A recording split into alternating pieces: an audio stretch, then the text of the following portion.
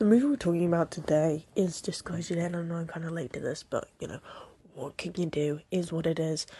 Basically, this movie is a hot fucking mess, in my opinion. It's by Steven Spielberg, and I expected more. I went to watch this movie with my friends, and honestly, they said they weren't expecting much, they were expecting it to be lame. Bro, the GOAT, Steven fucking Spielberg, and composer John Williams back together. Get me the fuck in, bro. I was expecting some Jaws type shit, some fucking Indiana Jones type shit. What I got was shit.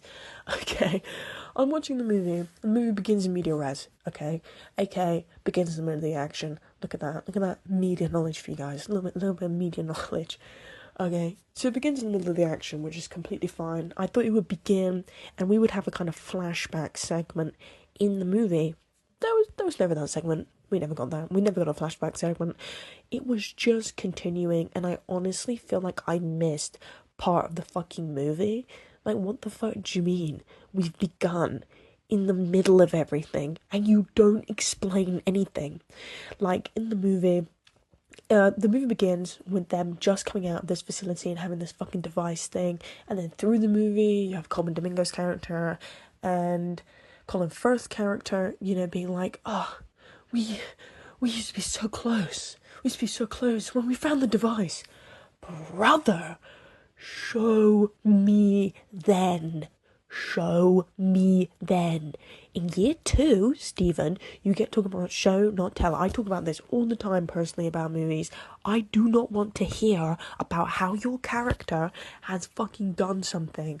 Oh my god, they saved the cat from a tree and this is why we should like them. Show me them saving the cat. Get it in somehow, okay? You're Steven Spielberg, okay? Guys, come on, okay? Let's fucking go, okay? We're pushing this forward. Another thing that annoyed me was the relationship between Emily Blunt's character and Josh O'Connor's character, okay? Because the whole film kind of felt like the third act and the end, because I missed a movie, this felt really, really rushed. In the movie, they only kind of unite in the third act. Where was their relationship for the rest of the fucking movie? They're supposed to be these souls brought together by the aliens, like, cosmically connected to each other. And then they're just, saying some shit at the same time. He helps her through a panic attack. Oh my god, again, show me them together. This is one of the very few movies I've watched where I think it would be so much more impactful if the characters were actually together. If they actually had this romantic connection, this friendship connection, this brotherly sister connection, any fucking connection, but be strangers. Okay? One movie I think of like this is Mysterious Skin, which is a beautiful movie. It does this so much fucking better, where throughout the movie, that movie's about pedophilia, so trigger warning for pedophilia I'm going to talk about briefly now. But basically, in the movie, both the boys get molested and you kind of see their recollection of events, and you kind of go through the movie and then by the end they connect. It's very beautiful, okay? They have very different lives and they're basically strangers, but they have both gone through the same event and they connect about it in the end, and you can see their struggles through the movie and how this has affected them. You don't see that in this because you only see the second part of what feels like a 2-part movie, but the first part's just gone. It's not there, okay? What the movie was trying to say is interesting, and like I said, with the connection stuff, could have been done so much better. So much better. Come on. Show me them together. Show me them going through this event together. And that is what I liked about the ending, is they do eventually show that, and that's the one time I really felt connected to those characters. Especially Emily Blunt's character towards the end, when they show her with the aliens being animals and her being taken to the house and explaining what the dream is. That would have been so much more impactful if we saw her dream, if we saw her waking up in the middle of the night. This movie should have been, twice as long as it was, okay? And I was bored at some points. I was bored at some points in this movie, moving on to my next point, okay? Because they do not utilise John Williams in any fucking way whatsoever. There is a specific car chase, and specifically when they're getting on the train, which I remember thinking to myself, what the actual fuck, it's silent. There's no noise. Guys, you have the John Williams, like Hans Zimmer level of composership, and you're not using him in this way for these grandiose chase scenes you're trying to get me involved in, which I don't give, frankly, give a fuck about because they're silent. Okay, I feel like this movie would have had so much more oomph, even though it's kind of lacking in the plot department with the score. You could have really pushed and elevated it forward with some John Williams score. You know, it's Steven Spielberg and John Williams coming together. I feel like they didn't make a big deal about that because, you know, he's really underutilized in this movie, John Williams. Like, I'm not saying you can obviously overuse a composer, but come on, push John Williams. Like, this would have been so cool. Like, Indiana Jones and Jaws have some of the most memorable soundtracks, and other movies John Williams has done. Like, I think he did Harry Potter, but don't quote me on that. Movies like that have such a good score and such memorable scores. I actually don't think he did Harry Potter, but I can't remember. But like Indiana Jones and Jaws have such memorable scores. Like, come on, it's fucking John Williams. I feel like I'm going insane talking about this, but it was really lacking in that department. However, it did kind of push towards the end. I really like the third act of this movie because it wasn't fucking boring, because there was actually something going on which I cared about and had emotional depth behind it from the rest of the movie. Them meeting up and showing the aliens. Moving on to how the alien looked, why are we just remaking Paul? Can I just talk about that for a moment? Why are we just remaking Paul? Like, bro, I loved the idea how in the trailer and they explain it in the movie how they show themselves to humans as animals so they're not scared. Like, I know the whole point is you show the alien at the end, but for fuck's sake, you've gone with the most cliche thing possible. You're the guy who made E.T. and you're going with the most cliche thing possible with the big eyes, the big head, the slendery fingers. I know they're not supposed to be intimidating, you're supposed to pity them, but if you're like, oh, you can't look at them, they're just animals, then this movie could have been saying so much about nature, and so much about how the government has control over that, and control over secrets about the world, which is what this is about, essentially. And when you get to the end, and when you're in the, when you're kind of talking about the government footage being released, it's genuinely emotional and actually had me pulling on something.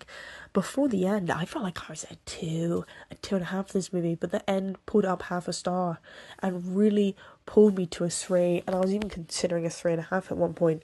But like, you can't just have the end of your movie be emotional and have the rest of your movie be bland, be completely bland. Like, this movie had no depth, and I think that's the problem with it. What I would have done was I would have had it much slower paced. I would have had a bit like Mysterious Skin's plot, as I mentioned, showing them and how the traumatic events of the aliens have affected them, and especially with Josh O'Connor's character, because they mentioned briefly about how he can kind of think in maths. He can understand it like that, like instantly. He doesn't have to do equations, he just thinks about them. And I think that would have been really cool to see how that loses him all his friends, and about how he was little, maybe both of them got therapy, and this could have been a much darker movie than it was. It obviously wasn't going to be particularly dark because it's Steven Spielberg, but it could have really shown how both of them were affected by this. Like, it would have been really interesting to see that, and then also having the aliens be, you know, be animals would have been really good.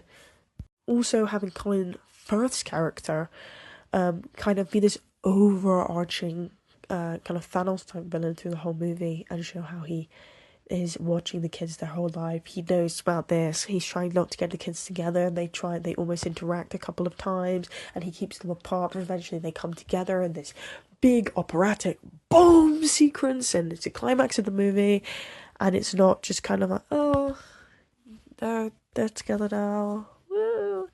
Emily Blunt's acting was really good in this. She was a really standout performer. But the rest of them were just like, oh. Even Common Domingo. I love Common Domingo. He's really good in some of the other stuff I've seen him in, but I was just like, oh, Okay, guys. Hi, Colin. Like, we need to really be pushing for these really good acting performances, and it's just not coming.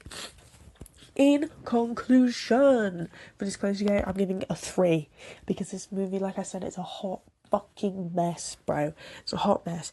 This should have been revised more. They should have not signed a media res, and if they did, they should have gone through things more easily. They should have had way more emotional weight behind things that were going on. I mean, not to yap for the last bit, but I'm gonna. The character, Josh O'Connor's girlfriend, I can't remember her fucking name, that's how unimportant she is. I can't remember any of the characters' names. But she serves no purpose other than to talk about the religious aspect. None. She has no kind of emotional connection to Josh O'Connor that we see. She is purely there to describe the religious aspect. Me personally, I'm not religious, but it really pissed me off. To not have her talk about religion, that's fine, you can do that, have her be a nun. She has no purpose other than to do that. She's basically a voyager of religion. She has no depth. Because we're also missing the first half, we're missing all of their relationship and they're coming together. Okay? They're just like, oh, they're dating, and we're supposed to go, okay, Stephen. And we're just meant to, accept what he says? Come on. I need this emotional depth to the characters. I can't just have her go, well, people are going to stop believing in God. I want to see her loss of faith. I want to see her go through the nunnery. I want to see, show me these things. It has no depth if you just tell me. Like, if someone tells me I saved a person from a burning building, I'm going to go, wow, oh shit, you did that? But if you see a video of it, it's completely fucking different. If you see that person, that's completely fucking different experience you've experienced as a person. You have to see it to really feel it, and that's why I love cinema so much and movies so much. You're seeing these emotional stories that people go through. You're seeing these ups, these downs. You're seeing it right before your very eyes, and you feel like you're connected to these characters. That's why we cry at movies. That's why we laugh at movies. That's why we feel fear at horror movies. It's because we really feel like we could be in this situation and we could be like this. So for Disclosure, because it didn't give me any of that, it's getting a 3. It was so bland. But I did like what it was trying to say, I guess, with the government holding secrets. It was a nice idea. The acting wasn't too bad, the aliens weren't too bad, and the ending was nice. That's why it's getting a 3 and not 2.5.